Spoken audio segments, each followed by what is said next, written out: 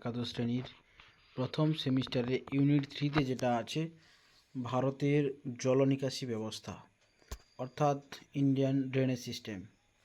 আজকের আলোচ্য বিষয় নদী অববাহিকা, তার উৎস, পতনস্থল, বহমানতা, প্রবাহ অভিমুখ, জল নির্গম প্রণালীর উপর ভিত্তি করে নদী নকশার কিছু শ্রেণী বিভাগ আজকে আমরা পড়ব।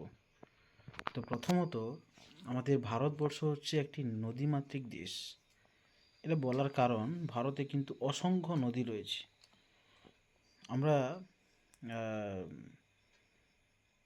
আমরা জানি ভারতের পূর্ব বাহিনী এবং পূর্ব বাহিনী নদী, পশ্চিম বাহিনী নদী রয়েছে। আবার কিছু নদী উত্তরে হিমালয় পর্বত থেকে সৃষ্টি হচ্ছে, আবার কিছু নদী উপদ্বীপীয় মালভূমি অঞ্চল থেকে সৃষ্টি হচ্ছে। এটা আমরা কিন্তু ম্যাপে লক্ষ্য করেছি। তো ভারতের 14টি বৃহৎ নদী ব্যবস্থা রয়েছে, 44টি মাঝারি নদী ব্যবস্থা রয়েছে এবং 59টি মতো ক্ষুদ্র নদী ব্যবস্থা আমরা পারি। আমাদের ভারতবর্ষকে বলা আছে নদীমাতৃক দেশ। কেন বলা হয় না, আমাদের মায়েরা যেভাবে আমাদের লালন পালন করে বড় করে তোলেন, ঠিক সেরকমভাবে নদীও কিন্তু ভারতবাসীদের জীবিকা, কৃষি, বসতিতে নানানভাবে কিন্তু সাহায্য করে। তো তাই ভারতের নদী ব্যবস্থাকে আমরা নদীমাতৃক, মায়ের সাথে তুলনা করা হয়, তাই নদীমাতৃক দেশ বলা হয় ভারতবর্ষকে। বিভিন্ন বৈশিষ্ট্যের ভিত্তিতে আমরা নদী ব্যবস্থাগুলোকে ভাগ করতে পারি। প্রথমত যে ভাগগুলো দিকে আমরা দৃষ্টি দেব, এখানে 8টি বিভাগের উপর ভিত্তি করে নদী ব্যবস্থাগুলোকে আমরা ভাগ করতে পারি ভারতীয় নদী ব্যবস্থাকে। প্রথমে ক্ষেত্রমানের উপর ভিত্তি করে, নদীর উৎসের উপর ভিত্তি করে, পতনস্থলের উপর ভিত্তি করে, নদীর বহমানতার উপর ভিত্তি করে আমরা ভাগ করতে পারি। প্রবাহ পথের অভিমুখ অনুযায়ী, আঞ্চলিক বন্টন অনুযায়ী, জল নির্গম প্রণালী অনুযায়ী এবং উৎপত্তি অনুযায়ী আমরা নদী ব্যবস্থাকে ভাগ করতে পারি। প্রথমে যেটা আছে অববাহিকার ক্ষেত্রমানতার ভিত্তিতে আমরা নদী ব্যবস্থাকে, KL রাও 1970 খ্রিস্টাব্দে তিনি নদী ব্যবস্থাকে 3টি ভাগে ভাগ করেছেন। একটা হলো বৃহৎ নদী ব্যবস্থা, মাঝারি নদী ব্যবস্থা এবং ক্ষুদ্র নদী ব্যবস্থা। এই বৃহৎ নদী ব্যবস্থায় অববাহিকার ক্ষেত্রফল হয় সেটা কিন্তু 20,000 বর্গ কিলোমিটারের বেশি। এই ধরনের নদী ব্যবস্থা ভারতে 14টি রয়েছে। ভারতের টোটাল যদি নদী ব্যবস্থা দেখা হয় তার মধ্যে 85% কিন্তু এই বৃহৎ নদী ব্যবস্থা কিন্তু রয়েছে। এই ধরনের নদীগুলো কোনগুলো না, গঙ্গা, সিন্ধু, ব্রহ্মপুত্র, নর্মদা, তাপি, মহানন্দা, গোদাবরী, কৃষ্ণা, কাবেরী, এই নদীগুলো কিন্তু বৃহৎ নদী ব্যবস্থার মধ্যে পড়ছে। তাহলে মাঝারি নদী ব্যবস্থা যদি 20,000 থেকে বা 2,000 থেকে 20,000 বর্গ কিলোমিটার মধ্যে থাকে, তাহলে সেই ধরনের নদী ব্যবস্থাকে আমরা মাঝারি নদী ব্যবস্থা বলছি। এরকম নদীর সংখ্যা কিন্তু 44টি রয়েছে ভারতবর্ষে। 7%-এর বেশি জল নিষ্কাশন এই মাঝারি নদী ব্যবস্থার মাধ্যমে হয়। সেই নদীগুলো হলো সবরমতী, মাহি, লুনি, দামোদর প্রভৃতি নদী রয়েছে। এরপরে যেটা রয়েছে ক্ষুদ্র নদী ব্যবস্থা, যেটা 2,000-এরও কম বা 2,000-এর কম অববাহিকা, সেটাকে আমরা বলছি কি ক্ষুদ্র নদী ব্যবস্থা। এরকম সংখ্যা কিন্তু 49টি রয়েছে। অর্থাৎ শুষ্ক বা পশ্চিম উপকূলীয় যে নদীগুলো রয়েছে সেগুলো কিন্তু ক্ষুদ্র নদী ব্যবস্থার মধ্যে পড়ে। দ্বিতীয় যে আমরা ভাগটা পড়ব সেটা হচ্ছে উৎসের উপর ভিত্তি করে শ্রেণী বিভাগ, হিমালয়ান নদী ব্যবস্থা আর একটা হচ্ছে ভারতীয় উপদ্বীপীয় যে নদী ব্যবস্থা। তো হিমালয়ান নদী ব্যবস্থা বলতে হিমালয় থেকে যে নদীগুলো উৎপত্তি হচ্ছে, সিন্ধু, গঙ্গা, ব্রহ্মপুত্র আর অন্যান্য যে নদীগুলো উৎপত্তি হয়, সেই জন্য সেই নদীগুলো যেহেতু হিমালয় থেকে উৎপত্তি হচ্ছে সেই জন্য তাকে হিমালয়ান নদী ব্যবস্থা বলা হয়। এই নদীগুলোর একটা বৈশিষ্ট্য কি, যে সারা বছর কিন্তু জল থাকে, বরফ গলা জলে পুষ্ট হয় এবং নদীগুলোর দৈর্ঘ্য কিন্তু অনেক বড় হয় এবং এই ধরনের নদীর সংখ্যা কিন্তু খুব কম। হিমালয়ান নদী ব্যবস্থায় নদীর সংখ্যা কিন্তু কম। উপদ্বীপীয় নদী ব্যবস্থায়, যেটা ভারতীয় যে উপদ্বীপ রয়েছে, ভারতের যে উপদ্বীপটা রয়েছে দাক্ষিণাত্যের মালভূমি অঞ্চল সহ মধ্য ভারতের উচ্চভূমি, পূর্ব ভারতের উচ্চভূমি নিয়ে উপদ্বীপীয় মালভূমি অঞ্চল গঠিত হয়। সেই উপদ্বীপীয় মালভূমি অঞ্চল থেকে কিছু নদী কিন্তু প্রবাহিত হয়েছে।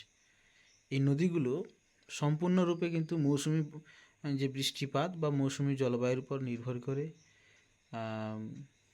এদের দৈর্ঘ্য কিন্তু অনেকটাই মাঝারি থেকে ছোট হয়ে থাকে। এই নদীগুলো, অসংখ্য নদী আছে। এই নদীগুলো উদাহরণ হতে পারে গোদাবরী, কৃষ্ণা, কাবেরী, নর্মদা, তাপি। এই নদীগুলো কিন্তু এই এর উপদ্বীপীয় নদী ব্যবস্থার মধ্যে পড়ছে। তাহলে আমরা নদীর উৎসের উপর ভিত্তি করে দুটি ভাগে ভাগ করছি, একটা হিমালয় নদী ব্যবস্থা আর একটি উপদ্বীপীয় নদী ব্যবস্থা। এই যে হিমালয়ের নদী ব্যবস্থার কিছু বৈশিষ্ট্য রয়েছে। প্রথমত হচ্ছে যে হিমালয়ের হিমবাহ তুষার গলিত জল থেকে এদের উৎপত্তি, সারা বছর জল থাকে। এই নদীগুলো অনেকটা দীর্ঘ, আগেই বলেছি যে নদীগুলো অনেক দীর্ঘ হয়, বৃহৎ হয়। আর এই ধরনের নদীগুলোকে আদর্শ নদী বলা হয়, কারণ এদের তিনটি গতি কিন্তু আমরা লক্ষ্য করতে পারি, উচ্চ, মধ্য, নিম্ন। তো এরকম নদীগুলোর দেওয়া আছে গঙ্গা, ব্রহ্মপুত্র, সিন্ধু, যমুনা, শতদ্রু, ঘরঘরা। এই নদীগুলো কিন্তু হিমালয় নদী ব্যবস্থার মধ্যে পড়ে। তো এদের মধ্যে সবচেয়ে দীর্ঘতম যে নদীটা রয়েছে তার নাম হলো কি গঙ্গা নদী। নেক্সট যেটা উপদ্বীপীয় যে নদী ব্যবস্থা, তার চারটি উপশ্রেণীতে আমরা ভাগ করছি। যে পশ্চিমঘাট পর্বত থেকে কিছু আমরা ভাগ করছি। যে পশ্চিমঘাট পর্বত থেকে কিছু নদী প্রবাহিত হচ্ছে। পশ্চিমঘাট সংলগ্ন যে উচ্চভূমি, সেখান থেকে গোদাবরী, কৃষ্ণা, এই ধরনের নদীগুলো পশ্চিমঘাট সংলগ্ন। আবার আরাবল্লী থেকে কিছু নদী উৎপত্তি হচ্ছে, যেমন নর্মদা, তাপি, সবরমতী, মাহি, লুনি, এই ধরনের নদীগুলো। এই নদীগুলো যে পর্বত থেকে উৎপত্তি হয় সেগুলো হলো আরাবল্লী পর্বত, বিন্ধ্য পর্বত, সাতপুরা পর্বত, মহাদেব পর্বত। আর তৃতীয় নম্বরে যেটা মধ্য ভারতের উচ্চভূমি যে নদীগুলো, চম্বল, বেতোয়া, সোন নদী, যেগুলো গিয়ে যমুনা কিংবা গঙ্গায় গিয়ে পড়েছে। ছোটনাগপুর মালভূমি অঞ্চল থেকে কিছু নদী কিন্তু প্রবাহিত হয়েছে। আমরা মানচিত্রে যদি লক্ষ্য করি, সেই নদীগুলো কিন্তু ম্যাক্সিমামটা কিন্তু পশ্চিমবঙ্গের উপর দিয়ে কিংবা উড়িষ্যার উপর দিয়ে, ছত্তিশগড়ের উপর দিয়ে প্রবাহিত হয়। 3 নম্বর যে ভাগটি ছিল, পতনস্থলের উপর ভিত্তি করে 3টি শ্রেণীতে ভাগ করা হয়েছিল। অর্থাৎ যেখানে নদীটা গিয়ে পতিত হয়, উৎপত্তি হওয়ার পর নদী একটা জায়গায় গিয়ে তো পড়ে, সেই পতনস্থলের উপর ভিত্তি করে আমরা 3টি ভাগে ভাগ করতে পারি। একটা হচ্ছে বঙ্গোপসাগরীয় নদী ব্যবস্থা আর আরব সাগরীয় নদী ব্যবস্থা, আর একটি হচ্ছে তোমার অন্তর্দেশীয় নদী ব্যবস্থা। তো বঙ্গোপসাগরের যে নদী ব্যবস্থা, সেখানে আমরা গ্রাফে যদি লক্ষ্য করি 77% নদীগুলো কিন্তু ভারতবর্ষের ম্যাক্সিমাম নদী কিন্তু বঙ্গোপসাগরে পড়েছে, আর 23% আরব সাগরে। তো বঙ্গোপসাগরে যে নদীগুলো পড়েছে, গঙ্গা, ব্রহ্মপুত্র, মহানদী, গোদাবরী, কৃষ্ণা, কাবেরী, ভলগাই, সুবর্ণরেখা, ব্রাহ্মণী নদী, দামোদর নদী, এই নদীগুলো। আর আরব সাগরে কিন্তু 23% নদী গিয়ে পতিত হয়েছে। এদের সংখ্যা কিন্তু অনেকটাই কম। সিন্ধু, নর্মদা, তাপি, সবরমতী, মাহি, লুনি, এই ধরনের নদী ব্যবস্থাগুলো। নদীর বহমানতার উপর ভিত্তি করে আমরা নদীকে দুটি ভাগে ভাগ করতে পারি। একটা নিত্যবহ নদী, যে নদীগুলোতে সারা বছর ধরে কিন্তু জলপ্রবাহ লক্ষ্য করা যায়, তাকে আমরা নিত্যবহ নদী বলি। আর যে নদীগুলোতে সারা বছর জল প্রবাহিত হয় না, সেই নদীগুলোকে আমরা অনিত্যবহ নদী বলি। এই নিত্যবহ নদীগুলোর যে বৈশিষ্ট্য, সেটা কিন্তু সারা বছর ধরে কিন্তু জল থাকে। এদের অসংখ্য উপনদীর সংখ্যা লক্ষ্য করা যায় এবং এই ধরনের নদীতে বদ্বীপ কিন্তু গড়ে ওঠে। আর অনিত্যবহ নদী, আচ্ছা, এদের নিত্যবহ নদীর একটা উদাহরণ দেওয়া যাক।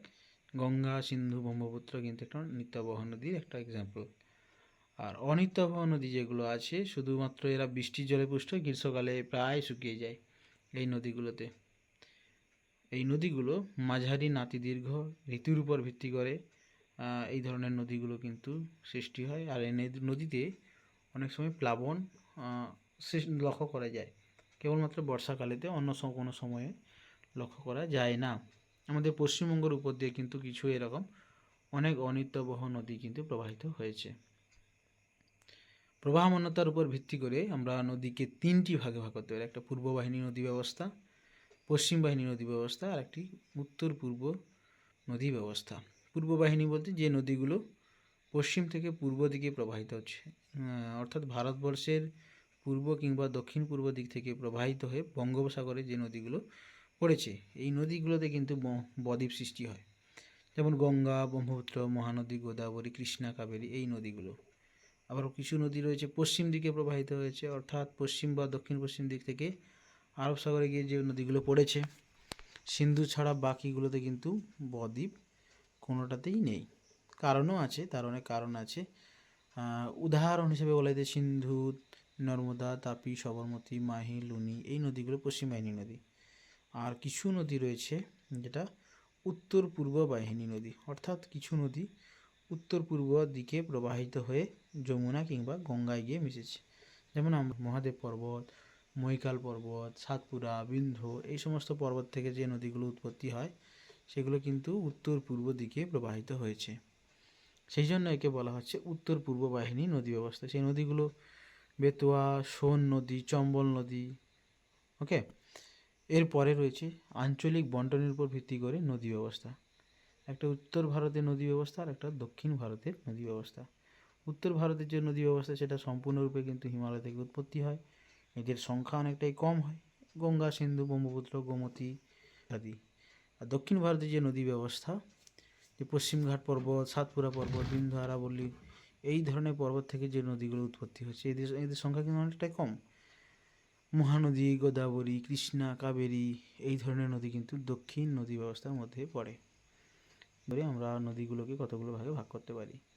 একটা হচ্ছে বৃক্ষরূপী নদী ব্যবস্থা, অর্থাৎ একটা গাছের পাতাহীন অবস্থায় একটা গাছকে যেরকম লাগে সেরকম আকৃতির যদি নদী ব্যবস্থা গড়ে ওঠে তখন তাকে বৃক্ষরূপী নদী নকশা বলা হয়। এই ধরনের নদী নকশাগুলো কিন্তু আর্দ্র জলবায়ু অঞ্চলে বেশিরভাগটাই কিন্তু লক্ষ্য করা যায়। আর একটি হচ্ছে জাফরি রূপী নদী নকশা, অর্থাৎ আর্দ্র অঞ্চলে ভাঁজযুক্ত শিলাস্তরে অনেকগুলো উপনদী পরস্পরের সাথে সমকোণে মিলিত হয়ে যে নদী নকশা তৈরি করে তাকে জাফরি রূপী নদী নকশা বলা হয়। আর মধ্যম বৃষ্টিপাতযুক্ত অঞ্চলে সমকোণে দারুণ ফাটল অনুসরণ করে যে নদী নকশা কিছুটা দেখতে অনেকটা আয়তক্ষেত্রের মতো যে রূপ নেয় তাকে আয়তক্ষেত্ররূপী নদী নকশা বলা হয়। আর কেন্দ্রমুখী নদী নকশা বলতে সমস্ত জায়গা থেকে জল এসে কেন্দ্রের দিকে, অর্থাৎ কোনো একটা নির্দিষ্ট নিচু ভূমির দিকে নদীগুলো প্রবাহিত হয়, তখন তাকে কেন্দ্রমুখী নদী ব্যবস্থা বলা হয়। এরপরে কেন্দ্রবিমুখ বলতে কোনো একটা উঁচু স্থান থেকে চতুর্দিকে যখন জলটা ছড়িয়ে যায় বা চলে যায় তখন তাকে কেন্দ্রবিমুখ নদী। সমান্তরাল নদী নকশা বলতে যখন পাশাপাশি দুটো নদী একই সাথে প্রবাহিত হবে তাদের মধ্যে দূরত্ব প্রায় সেম থাকবে, সেরকম নদী নকশাগুলোকে, এগুলো প্রধানত কিন্তু পার্বত্য অঞ্চল কিংবা মালভূমি অঞ্চলে খাড়া পাড়ে কিন্তু এগুলো লক্ষ্য করা যায়। আর সম্পর্কের অনুসারে কিছু নদী ব্যবস্থা, অনুগামী নদী, অর্থাৎ ভূমির প্রাথমিক ঢাল অনুসরণ করে যে নদী প্রবাহিত হয় সেগুলোকে অনুগামী নদী। গঙ্গা, গোদাবরী, কৃষ্ণা তার মধ্যে পড়ে। পরবর্তী নদী হচ্ছে অনুগামী নদীর দুই পাশ থেকে গৌণ ভূমির ঢাল ও শিলাস্তরে আয়াম অনুসরণ করে আড়াআড়িভাবে মিলিত হয়ে যে নদী ব্যবস্থা তাকে বলা হয় কি পরবর্তী নদী ব্যবস্থা। বিপরা নদী বলতে প্রধান ঢালের বিপরীত দিকে যে ছোট ছোট নদী প্রবাহিত হয় তাকে বলা হচ্ছে বিপরা। পার্বত্য অঞ্চলে এরকম অসংখ্য ছোট ছোট নদী লক্ষ্য করা যায়। পুনর্ভবা নদী অনুগামী নদীর মতোই প্রবাহিত হলেও উপত্যকার গভীরতা অনুযায়ী নদী অপেক্ষা বেশি হয়, হিমালয় পার্বত্য অঞ্চলে দেখা যায়। পূর্ববর্তী নদী ভূমি উত্থানের সাথে সাথে নিম্নক্ষয়ের মাধ্যমে আবার পূর্বের অবস্থা বজায় রাখার চেষ্টা করে, এরকম নদীকে পূর্ববর্তী নদী বলা হয়।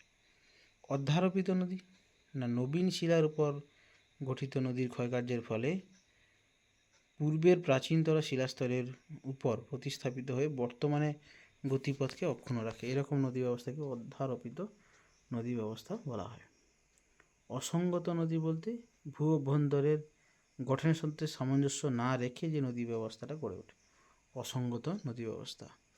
কোশি হচ্ছে তার একটা উদাহরণ। এরপরে বৃহৎ নদীর ব্যবস্থা রয়েছে 44টি মাঝারি এবং 54টি ক্ষুদ্র নদী ব্যবস্থা রয়েছে। উৎসর ভিত্তিতে দুই প্রকার, একটা হচ্ছে হিমালয় থেকে নিত্যবহ নদী আর উপদ্বীপীয় থেকে অনিত্যবহ নদী। পতনস্থল অনুযায়ী আমরা 77% বঙ্গোপসাগরীয় নদী ব্যবস্থা লক্ষ্য করি আর 23% আরব সাগরীয় নদী ব্যবস্থা লক্ষ্য করতে পারি। প্রবাহের অভিমুখ অনুযায়ী পূর্ব বাহিনী, পশ্চিম বাহিনী এবং উত্তর পূর্ব বাহিনী নদীর নকশা আমরা লক্ষ্য করি। জল নির্গমন প্রণালীর উপর 7 প্রকারের